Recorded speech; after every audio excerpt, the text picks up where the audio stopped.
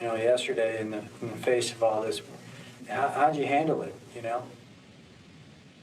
It's hard because we play football, you know, and it just seems so damn, it is so unimportant.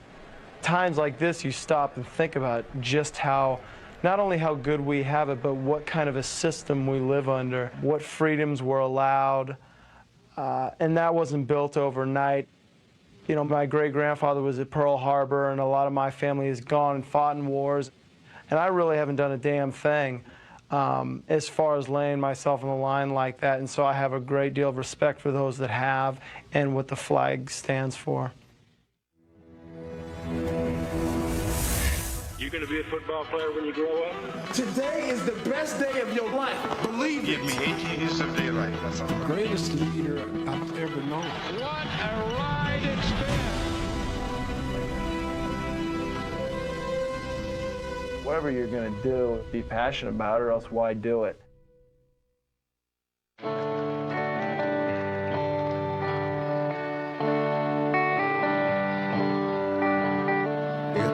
Shall open for the righteous, and the river shall open for the righteous someday.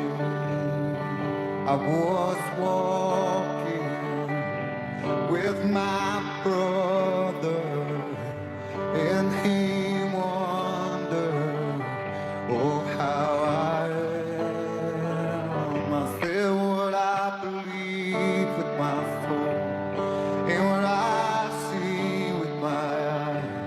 and there's no turning back this time. I am a patriot. I love my country because my country is all I know.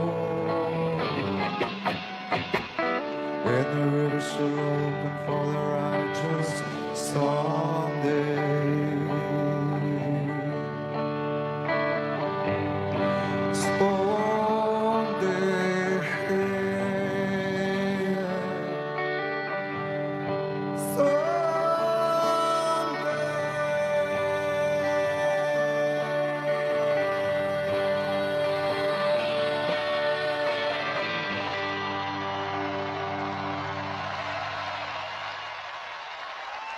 Pat Tillman was an American patriot, the subject of monuments and myths.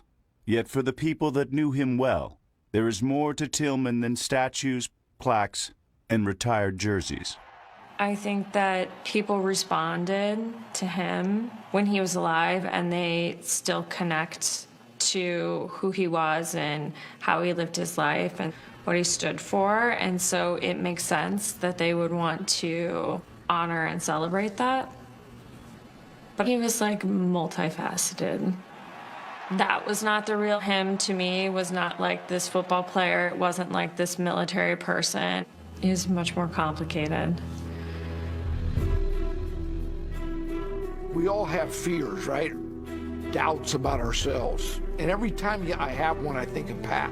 You know, when you were around Pat, you never felt that he feared anything. And if he did, you knew he was going to address it. Patty always had a phrase that you can accomplish anything if you push yourself through it, conquer it. And he used to talk that way. Let's conquer this. He gained some fame for playing football. Pat Tillman, watch number 40. He's a football player. That's exactly right. Became an American hero for giving up the NFL to join the Army. He said, I'm coming back to play. And I said, good. And that's the last time I saw him. And then was killed in Afghanistan. He was a legend long before, you know, what happened to him. He was a legend in all of our eyes just for the fact that he was such a good friend, such a true, honorable, moral dude. We wouldn't be here talking if he wasn't a good player, right? But he had so many other qualities that made him special. While the game didn't define him, Tillman's football life offers a window into the passion he displayed in everything he did. Get his ass, Tillman. Foley runs out of the pocket, throws far side, intercepted by Tillman. And there's nobody going to catch him. If I think about him at wide receiver next week.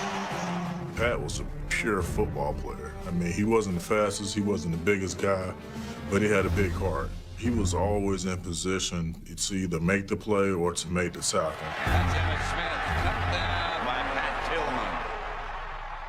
Hey, let's go. Stop break down this. He wasn't impressed with this stuff. He didn't come to the league to get validated. Somewhere along the line, Pat had already had in his own mind, I know who I am, and this game won't make me. And money wasn't a motivating factor. Being the best he could be was, and loyalty. He was a loyal person.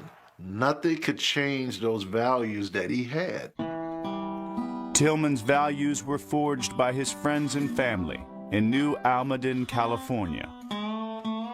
The relationships Pat began in his hometown would remain with him the rest of his life, including one with a certain girl who was the daughter of the town's varsity baseball coach. You know, stories have been told about how we met on the soccer field at 4 years old, which I have to say I don't remember, but it wasn't until high school that we really met. He was probably the #1 baseball prospect coming into Leland from 8th grade to 9th grade, and he actually tried out for the varsity baseball team, which was coached by his future father-in-law, Paul Eugeni. He was cut from the varsity team as a freshman, and he decided to quit at that time because he didn't make the varsity. He says, I'm going to get in the weight room, I'm going to work really hard, and I'm going to get a Division I football scholarship.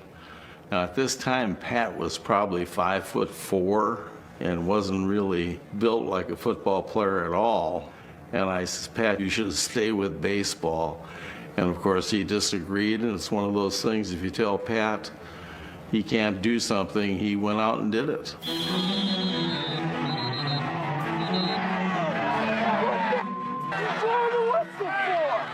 It was our sophomore year, and he got called up to varsity.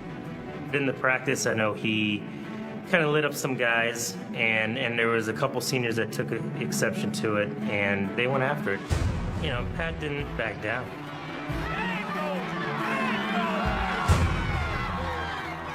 He was a man among boys. The ironic part about that is he was the youngest player on our team. At the beginning of his senior year, he was 16 years old.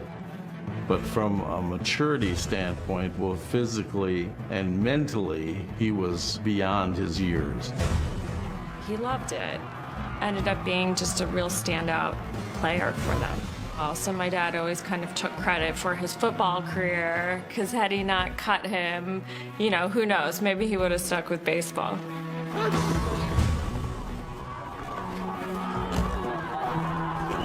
We were in the championship game. At halftime, as we broke the locker room, I said to the players, we need to have one more touchdown, and we're going to have this game. We had a 3rd down and 15. Pat said, Coach, I'll get that touchdown. Give me the ball. So I called his 38th sweep.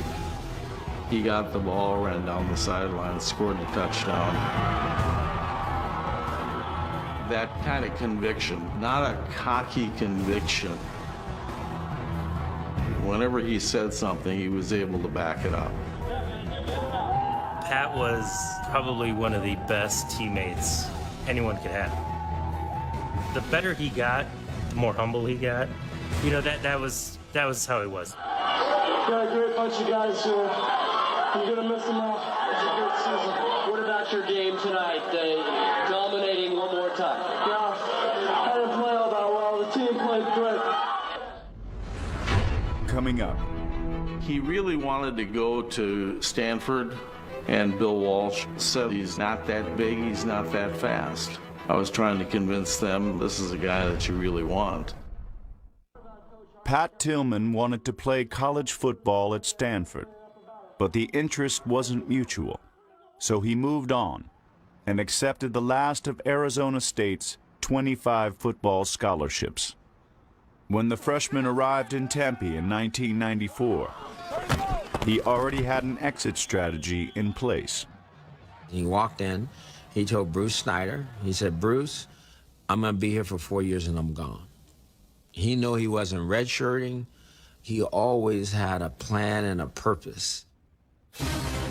Tillman spent 2 seasons as a special teams standout before earning a starting spot at linebacker on one of the greatest teams in school history. Absolutely nothing met by Pat Tillman. If there's contact to be made, Pat Tillman's going to find him. He changed games. He would destroy offenses, sometimes single-handedly. They just turning loose. Mr. Pat Tillman in, raising hell again. He's a 3.87 student, and obviously he spends much more time in the library than he ever did the barbershop. We had an amazing group in '96. Good players became great. Everyone took a step up, including Pat. What was amazing is the biggest win, one of the biggest wins in school history, happened so early in the year. Live from Sun Devil Stadium, the #1 ranked Nebraska Cornhuskers come calling on the Arizona State Sun Devils. 26 consecutive victories and looking to three-peat as national champions. 1 year earlier, the Sun Devils traveled to Lincoln, where the Cornhuskers handed them a humiliating 77-28 loss. That Nebraska whooping put us on a course to not ever take that again. We knew we were a better football team, and we had a quiet confidence about us. Any hopes of defeating the 2-time defending national champions rested on stopping the run. So Tillman's mission was to neutralize future Pro Bowl running back Ahman Green. And the option to pitch this time to Green, trying to get outside. Sun Devils played it exactly right. Tillman tossed him out of bounds. And the pitch to Green, he loses it. He's in the end zone. Ball is still loose. It's going to be a safety.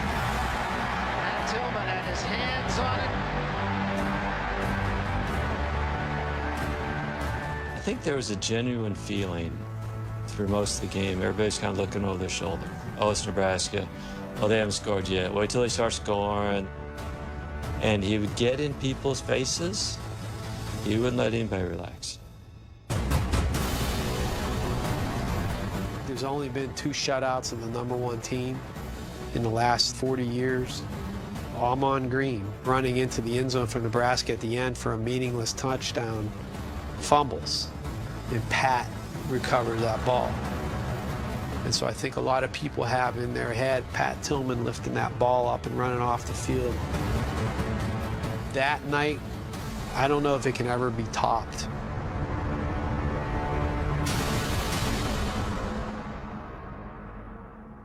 The Sun Devils finished the 1996 regular season undefeated, falling short of a national championship in the Rose Bowl against Ohio State. But newfound athletic success never interfered with Tillman's academic plans. He graduated in just 3.5 years with a 3.84 GPA. If none of this happened with Pat Tillman, if he just ended up being a football player who went to the NFL and retired, you'd still have to look at him as maybe one of the greatest student athletes in Arizona State history. He was an All-American, and he did not take the easy way out. The success he had at Arizona State, I think if anything grounded him more. Most people, it would have been different. He wasn't chasing women. He was devoted and loyal to Marie. If you walked around Tempe with him, you wouldn't think you were with Pat Tillman. I think it was an ability to understand that the way that you treat people and the way that you conduct yourself is how you show who you really are. He didn't differentiate his conversation to who he was talking to. He was going to talk to the person the same way. Live interviews with Pat, you just kind of held your breath. We never lose at home. We kick the out of them, baby.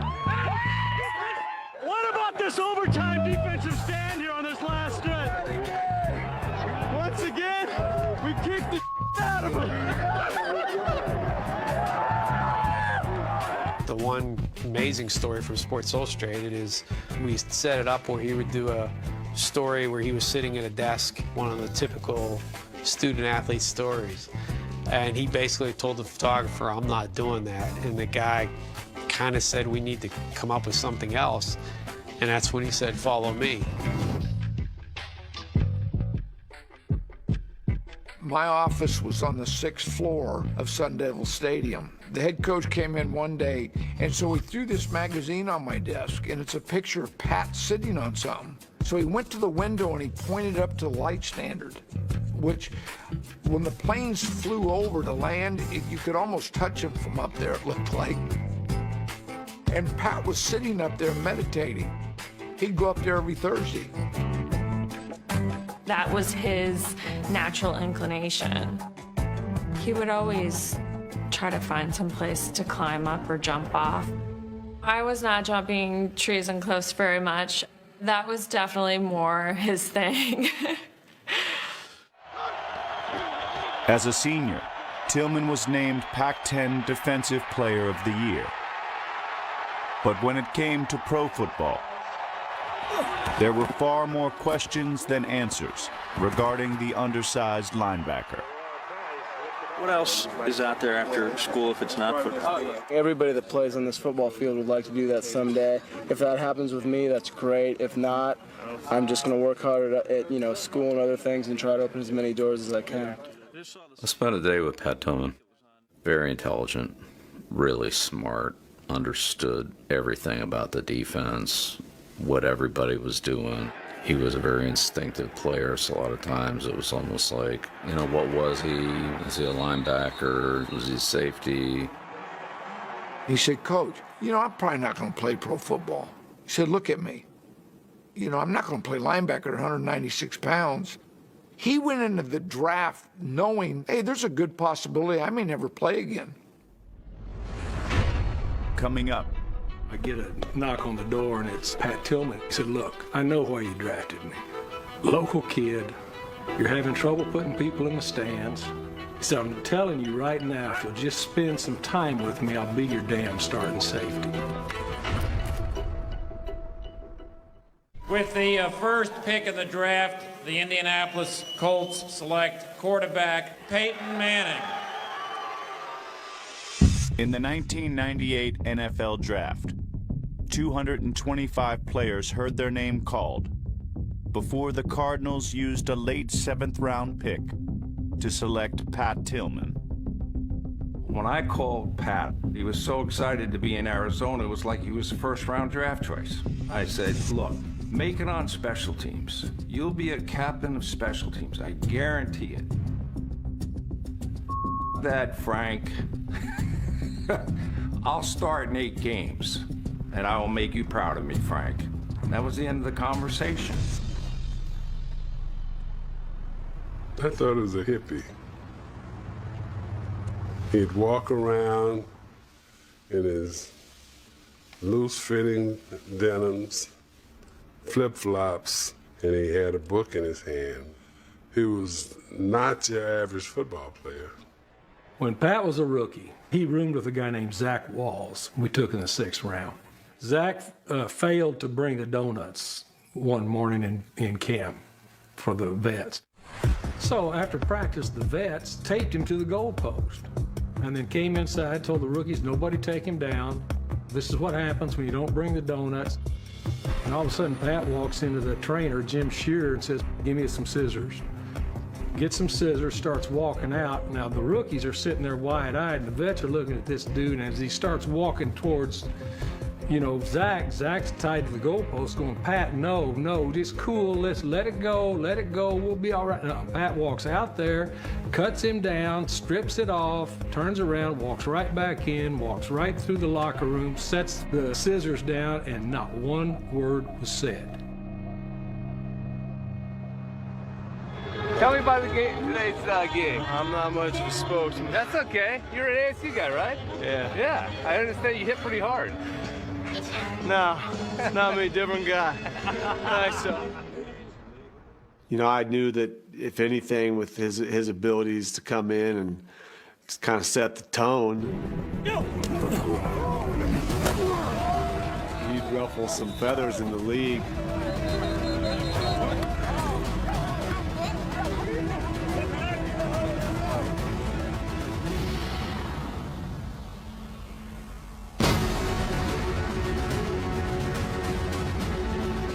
I mean, you don't come in and put a hat on people in practice like he was doing.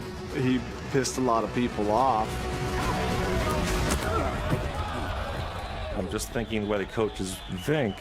They probably sat there and watched that and said, you know what? That's the kind of mentality we need more of on our team. I will always contend that that's the reason he, A, made the team, but B, I think that's why I started on opening day. And then free safety from Arizona State University, number 40, Pat Tillman. You can see Tillman, number 40. That guy will hit you and annihilate you.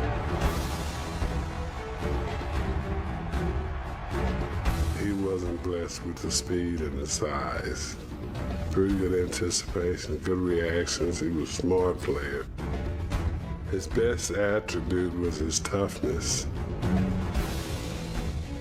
He started making plays in games, helping us win football games, and it became infectious. Man, do they love this guy here in Arizona. He goes 150 miles an hour all the time. Look how fired up Pat Tillman is. That'll put some life into that defense. As a rookie, Tillman helped lead Arizona to one of the greatest seasons in franchise history, as the Cardinals won their first playoff game in over 50 years. He was such a fan favorite there when we played home games, and we were still having trouble filling the stadium. But I promise you, when Pat Tillman made a play, you'd have thought there were 100,000 people in the stands. Tackle by number 40, Pat Tillman.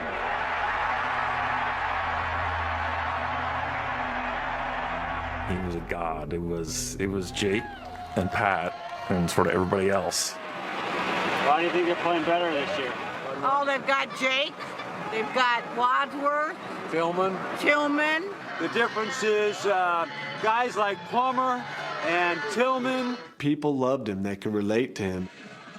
You would have had to follow him around to see the effect he had on everybody he crossed paths with. The NFL did not change him one bit. How's it going, Adrian? You getting in your book? Yeah. Good, you need to. He basically taught me the playbook my whole rookie year and really spent time with me. 2-3 hours throughout the day. He didn't look at me as a guy coming in trying to take his job. That's what a lot of these young guys here now, they don't understand. They see, the pictures all around, but they don't understand the person that he was. When somebody would say, hey, what do you do? I just work in Arizona. There was always a good conversation, and there sure as heck were a lot more questions about you and being interested in what you were after. What I saw was somebody who's playing for the Cardinals, but he's going back and getting his master's in history. I think he was evolving. On a scale of 1 to 10, what would be your ideal performance number? Where you're not over that red line, where you get out of control? 8 is what popped into my head. So when you're on the line during the national anthem, that's about 8? National anthem's about a 10, actually. I get fired up for that. I have a patriotic bone to me, so I really, emotionally, I actually let myself go for that.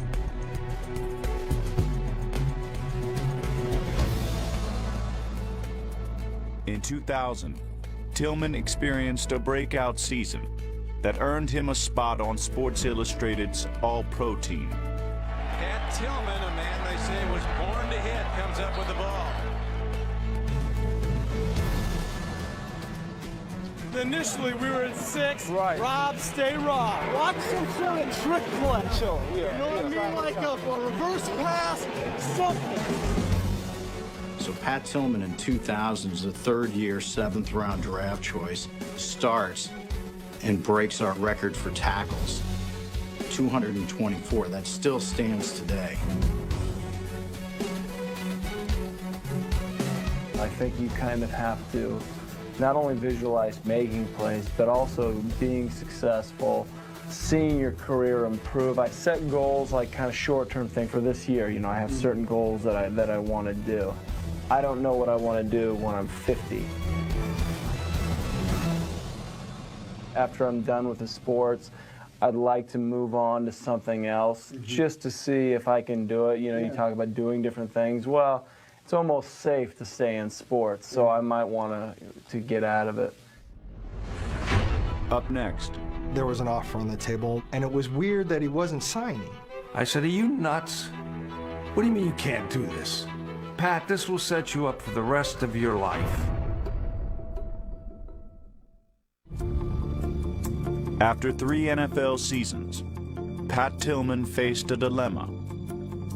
Cash in as a free agent,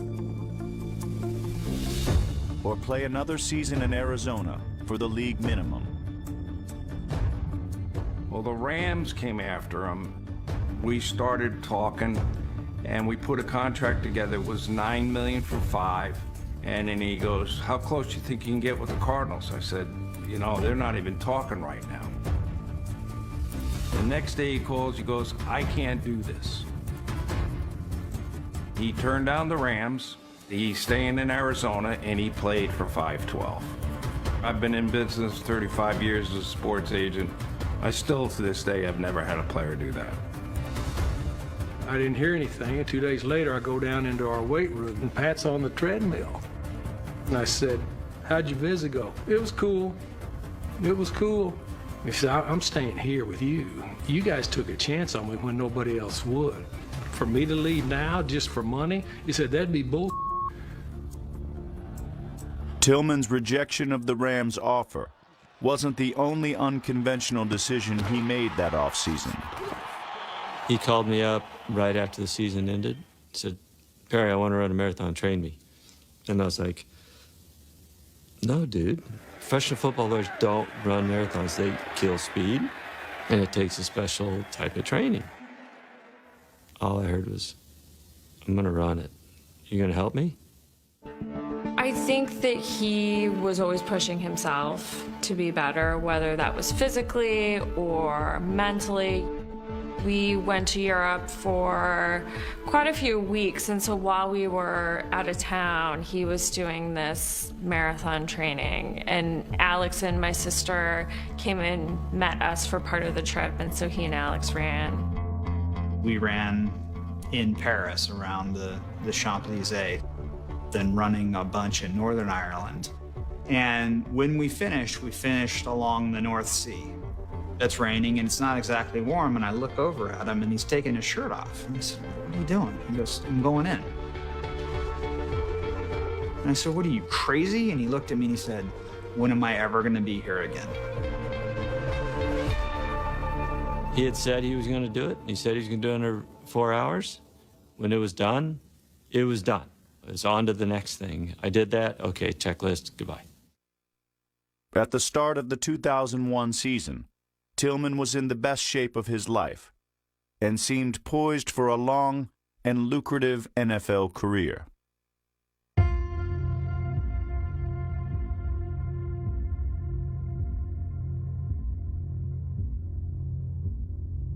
Players were off Tuesday, but sometimes they'd come in to work out. And so I'm sitting there watching this all go down, and Pat Tillman walked in. So I kind of turned to him, and he was sitting in the chair right next to me. And I said, what are your thoughts about playing a football game with all this going on? He was just so taken aback. It obviously affected him very, very deeply. I can distinctly remember him being in that PR room, just watching that television. As deep a thinker as Pat was, it had a profound effect on him. I want to play now, because if going out on the field and somebody on TV watching the national anthem and realizing that we're moving on, even if it is something as stupid as football, it is progress in the right direction. If it means anything, that's something. The NFL, once 9/11 occurred, they allowed each team to have a team vote on whether we wanted to play in the game or not. And I was the only guy on the team from the New York area. And so I sort of pleaded my case that we should not play in the game. So, okay, let's have a team vote. And if there's 55 guys on a team, it was 54-1. And that one dissenting vote to play was Pat. And I can recall being really upset, like the Pat is just insensitive. And I'll just never forget, he said, "I'm not going to let these people dictate my life." Let's go USA on 3. 1, 2, 3! USA!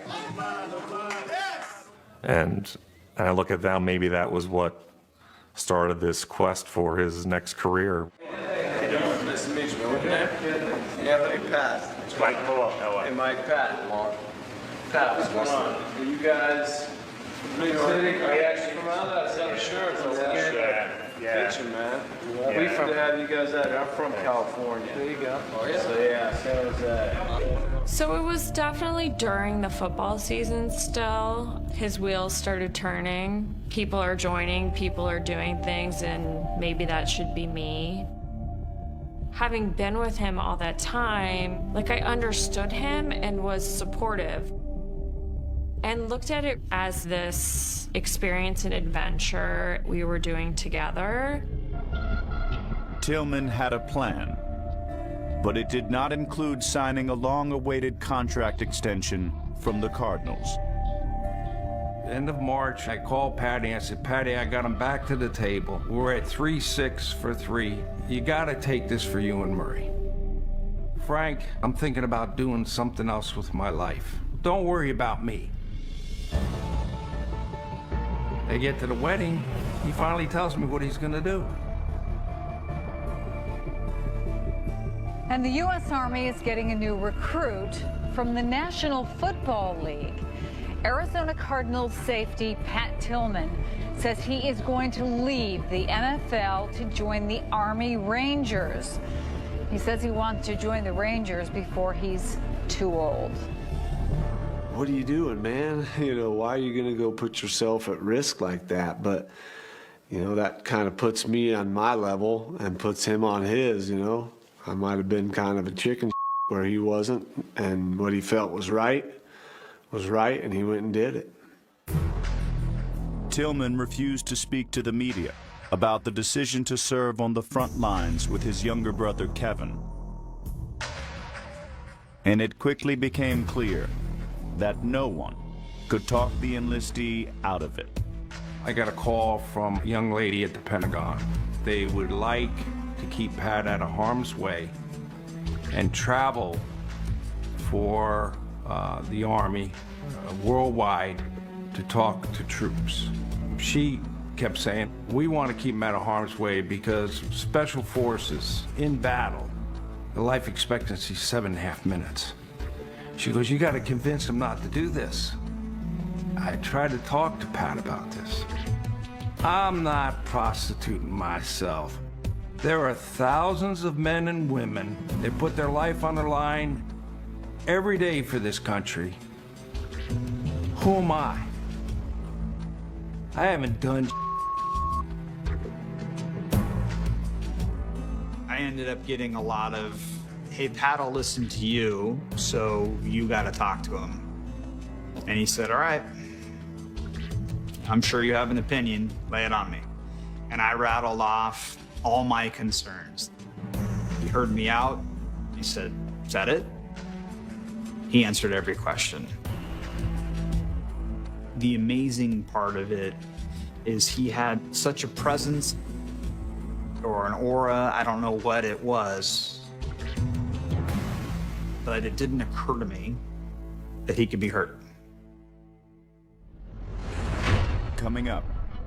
You can make decisions and it's all very idealistic, but then the reality kicked in and it was hard. His ultimate goal was to get bin Laden. He didn't want to do anything with Iraq. He works for the Mariners. Oh, no Yeah. Yeah. Yeah. Have you, what's Ichiro like? He's terrific. He seems like just a champ, dude. I like him. Yeah. Champion was one of his words I remember him saying. If you like somebody, you are a champion.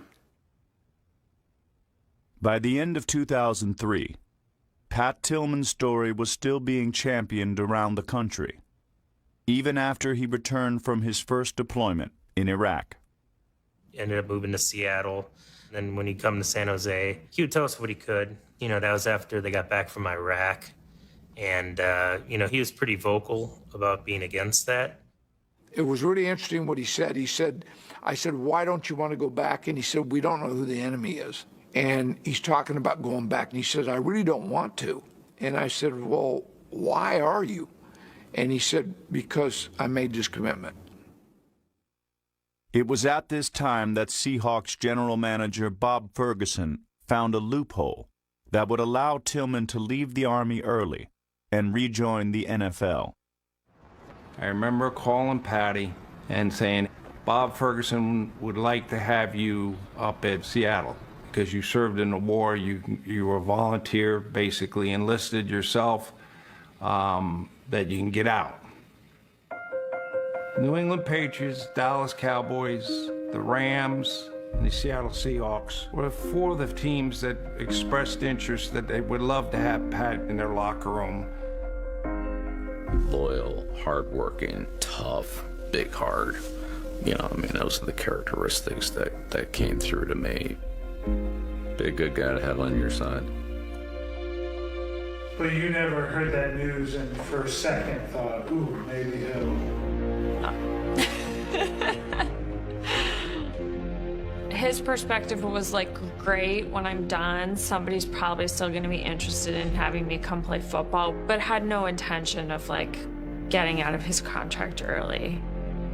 Next day, the phone call comes, hey Frank, listen to me. How about this? I'm gonna do one more tour and I definitely would like to come back and play football. Will you represent me? I go, Pat, are you serious? In April of 2004, Pat and Kevin Tillman were deployed to Afghanistan with the Army Rangers. Deployments were always hard. It was really hard.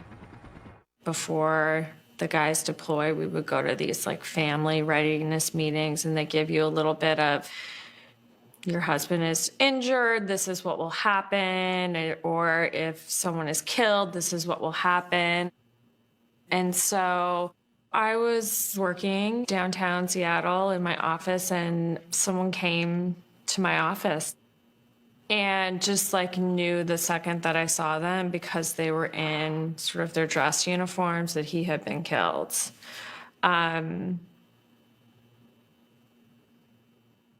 News of another American death has refocused attention on the meaning of sacrifice and service.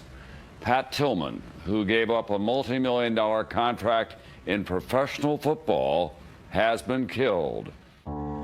First, like, nah, that can't be true. I didn't believe it. You know, I didn't want to believe it.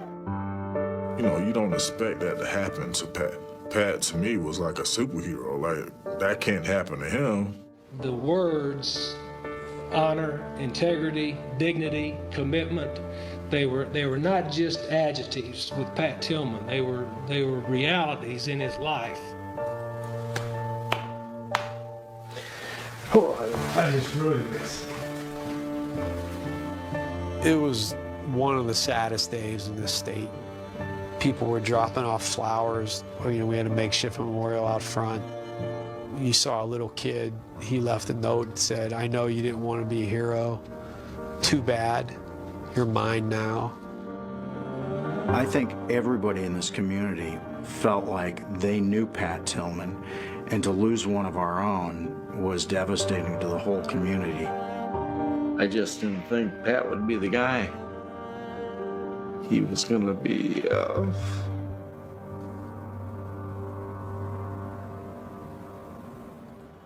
he was gonna be president of the United States.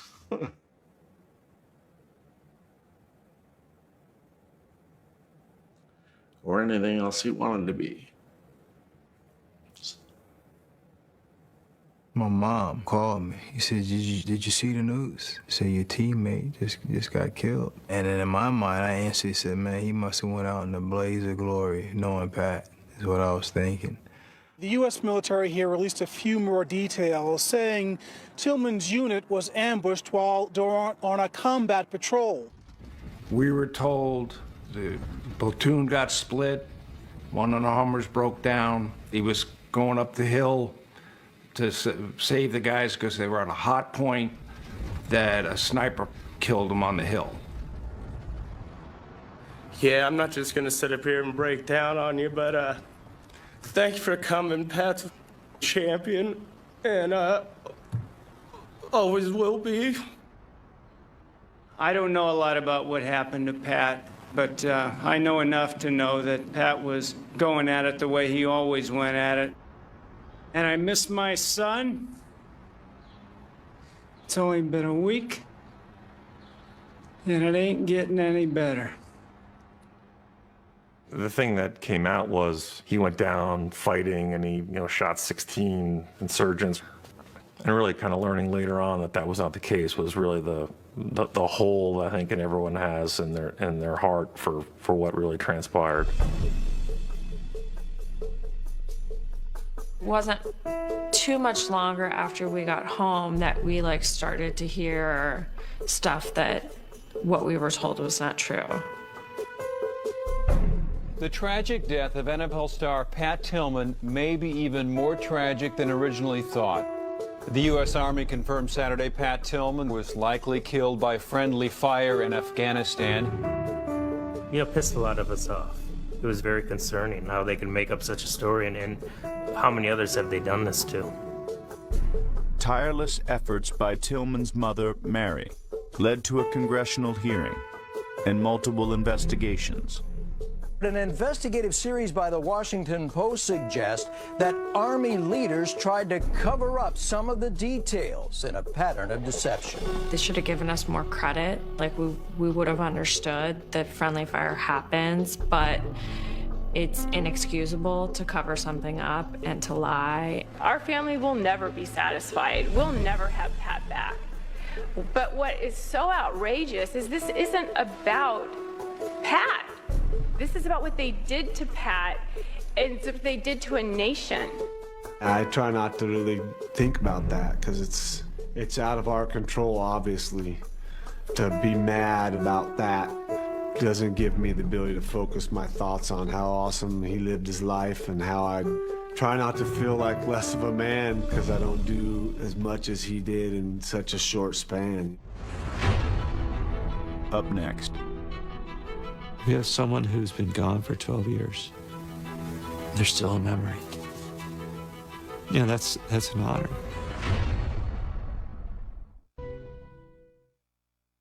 On the day that I found out, everything kind of calmed down.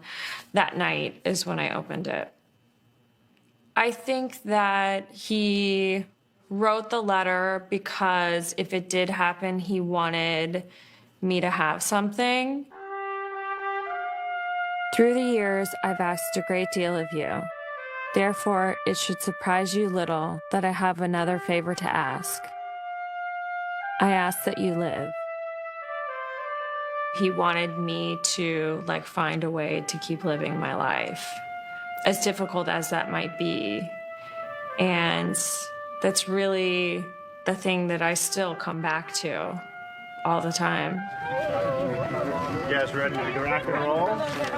Stretch it out. Marie Tillman took Pat's advice, and 7.5 years after his death, remarried. She now lives in Chicago with her husband and their children. So my son, Mac, his middle name is Patrick. You know, when you have kids, you want to be able to teach them lessons and tell them stories about people that you think are worth telling stories about, and he certainly is one of them. He is a part of who I am. He is just like here with me always. After Pat was killed, people started writing checks and they just started sending them to the Cardinals. It wasn't very long before there was close to $1 million sitting there, and it's like, wait a second, what do you do with $1 million? You can't bring him back, right? You know, I can't explain to my sons where Uncle Pat is. I can't. We were able to channel that frustration and anger into doing something with the foundation. Pat Tillman's family and friends started a foundation that bears his name and a scholarship program that captured his essence. We select service members and spouses who have shown this commitment to service and are really looking to continue that service in some other way. Since the scholarship program started, we have now almost 500 scholars and have given over $14 million to that group of scholars. The reason we're talking about him is because he lived, because this great man lived this incredible life. The foundation's trying to take part of that and continue that forward, and it's embodied in these Tillman scholars. I'm currently working on my PhD in clinical psychology. I plan to continue cancer research and work in a laboratory working towards a cure. Being a Tillman Scholar means that not only I can keep Pat's legacy alive, but it means that I'm empowered to make a difference. It really just meant a lot to be able to add to Pat's legacy. He had a life of serving others, and I want to take part of that as well. He was a man of many things, and I just hope to emulate the qualities and the characteristics and the type of person that he was. For anyone to have their life have such an impact in people's lives, I mean, because of him, we have an organization that benefits so many people. Pat's run started in 2005, and, you know, we had 2,500 people signed up the day before, and it was a megaphone and a boombox and a few balloons. And it has become, I think it's the state's greatest day. Good morning. I want to thank everybody for coming out this morning. It's truly great to see everybody come out. Obviously, we can never forget what Pat sacrificed for our country. So we want to really reflect on that today. Every year, over 28,000 people come from all over the country to Tempe, Arizona, to run 4.2 miles for the foundation of the man who wore number 42 for Arizona State. When you see kids 12 or 14 years old, they can't run this race and not learn about Pat Tillman. They're going to ask a question, and someone's got to answer the question of who Pat Tillman was. And when they do, the learning continues. It means a lot. I mean, he has so much influence on all these people. Little kids that might not even have met him, he has influenced, and he has, you know, touched their hearts, and he has just impacted so many people. All these people are here to support him. And people were like, hey, I really want to do Pat's Run, but I live in New York. What can I do? So the idea was like, well, let's just do it. Let's just have runs all around the country.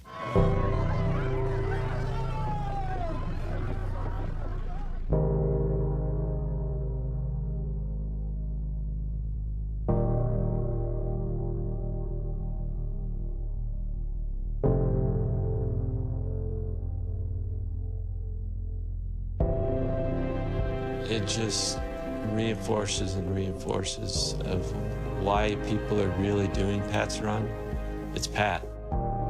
people are coming because of Pat.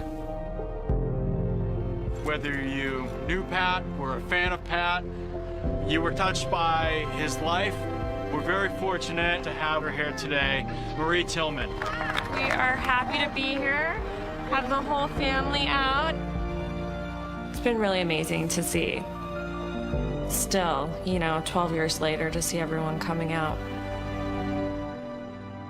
The run's awesome. I mean, it's cool that that's going to last forever, but ultimately it sucks because he's not here, If you were going to retire, what would you want your coaches and teammates saying about you?